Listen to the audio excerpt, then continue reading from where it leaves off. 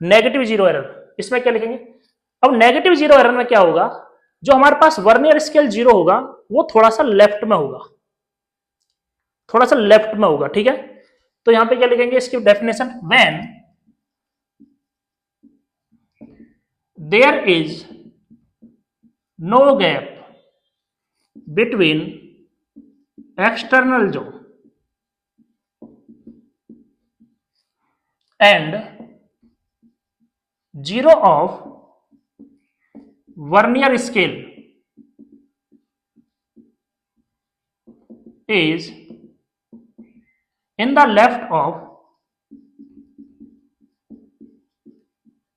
zero of main scale, main scale. This type of error या this error is called negative zero error.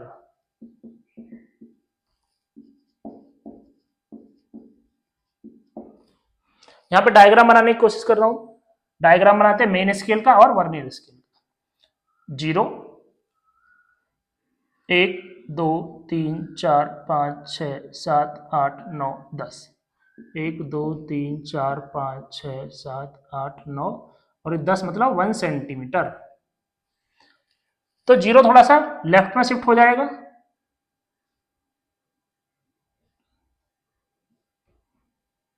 दो तीन चार पाँच छ 7 8 9 10, तो 0 1 2 3 4 5 6 7 8 9 और 10।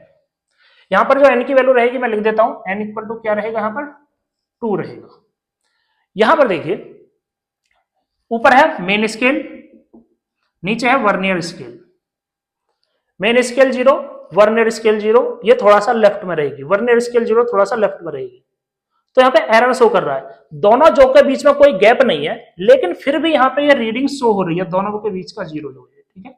ये जो डिस्टेंस है दोनों जीरो के बीच का डिस्टेंस है, ये क्या है इसमें एरर। जो के बीच में कोई गैप नहीं है लेकिन फिर भी यहाँ पे रीडिंग शो हो रही है, तो इसका मतलब क्या है, एरर है। तो एरर क्या लिखा जाएगा, नेगेटिव जीरो एरर।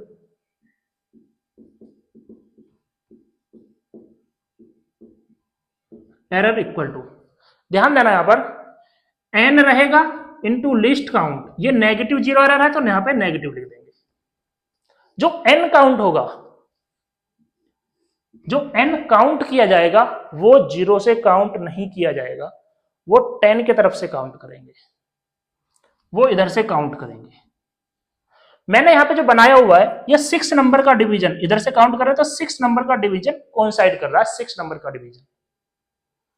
तो जो एन रहेगा कौन से नंबर का डिवीजन वर्नियर स्केल का मेन स्केल के साथ मैच कर रहा है, उसका नंबर होगा यहाँ पे एन। और किधर से काउंट किया जाएगा, 10 की तरफ से। तो यहां पे लिख देंगे number of division of vernier scale coinciding with main scale count from 10 to 0, 10 to 0 मतलब इधर से काउंट किया जाएगा। जब इधर से काउंट करेंगे तो 10 नंबर का 0 बनेगा, 9 नंबर वाला 1 2 3 4, तो n की वैल्यू क्या आएगी, यहां पर 4 आएगी। n की वैल्यू क्या रहेगी, 4। ये यहां पे बात याद रखनी है कि हम 10 से 0 काउंट करेंगे और यहां पर 0 से 10 काउंट करेंगे, ठीक है। अब यहां पर मेजर्ड वैल्यू, ये एरर आ चुकी है, तो ट्रू वैल्यू क्या रहेगी, ट्रू वैल्यू मेजर्ड वैल्यू के बराबर नहीं रहेगी। मान लेते हैं इंस्ट्रूमेंट के पहले क्या है, इंस्ट्रूमेंट के बीच जो है उसके बीच में कोई गैप नहीं है, इंस्ट्रूमेंट में एरर है और हमने कोई लेंथ को इसको मेजर किया, तो जब लेंथ मेजर की है वो ट्रू वैल्यू नहीं शो करेगी, ट्रू वैल्यू नहीं होगी।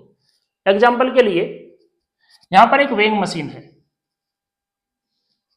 यहां पर एक वेइंग मशीन है और इसमें जो रीडिंग शो हो रही है ये 0.2 किलोग्राम शो हो रही है। ये कब शो हो रही है, ये तब शो हो रही है जब इसके ऊपर कुछ नहीं है। जैसे ही इसके ऊपर पर्सन को खड़ा कर देते हैं, एक पर्सन इसके ऊपर खड़ा कर देते हैं, तो रीडिंग क्या हो जाती है यहां पर, रीडिंग हो जाती है 51.4 किलोग्राम। ये पर्सन इसके ऊपर खड़ा कर दिया, यहां पे पर्सन नहीं था, यहां पर पर्सन खड़ा कर दिया। तो हमें बताना पर्सन का मास कितना होगा, कितना मास होगा पर्सन का, पर्सन का मास कितना होगा, इसमें से इसको माइनस करना पड़ेगा, क्योंकि जीरो एरर, जब इसके ऊपर कोई नहीं था पर्सन नहीं था, तो तब भी वैल्यू क्या थी 0.2 किलोग्राम। जब पर्सन खड़ा हो गया तो 51.4 किलोग्राम।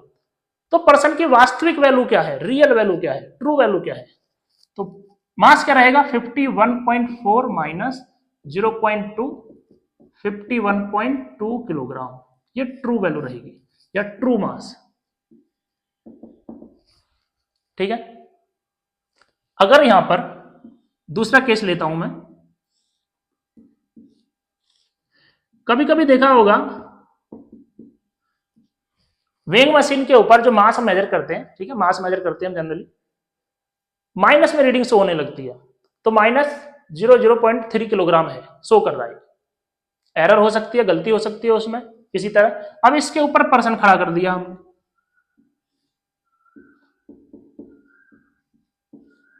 इसके ऊपर हमने पर्सन खड़ा कर दिया और मास आ गया 48.8 किलोग्राम। तो पर्सन की वास्तविक वैल्यू क्या होगी, रियल मास कितना होगा, ट्रू मास कितना होगा, ट्रू मास,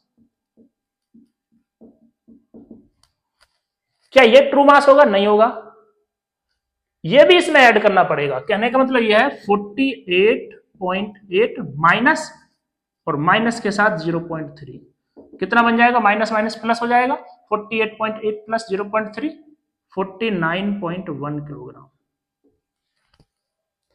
जो ट्रू मास होगा पर्सन का वो कितना होगा 49.1।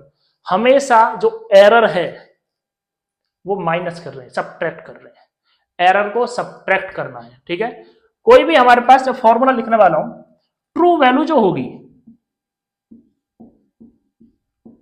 या ट्रू रीडिंग जो होगी, वास्तविक रीडिंग जो होगी, एक्चुअल रीडिंग जो होगी, या ट्रू वैल्यू या actual value,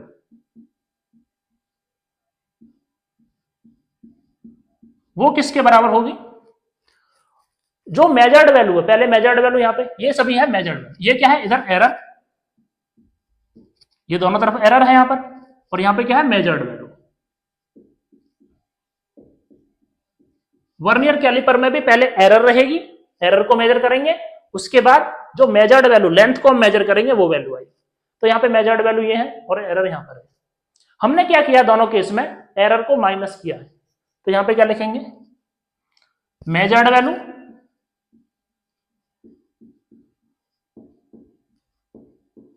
minus error, error कैसा भी हो, पॉजिटिव हो तो पॉजिटिव के साथ, नेगेटिव हो तो नेगेटिव के साथ, तो एरर यहां पे लिख देंगे। तो ये हमारे पास फॉर्मूला आ गया। ट्रू वैल्यू क्या रहेगी हमारे पास, मेजर्ड वैल्यू माइनस एरर।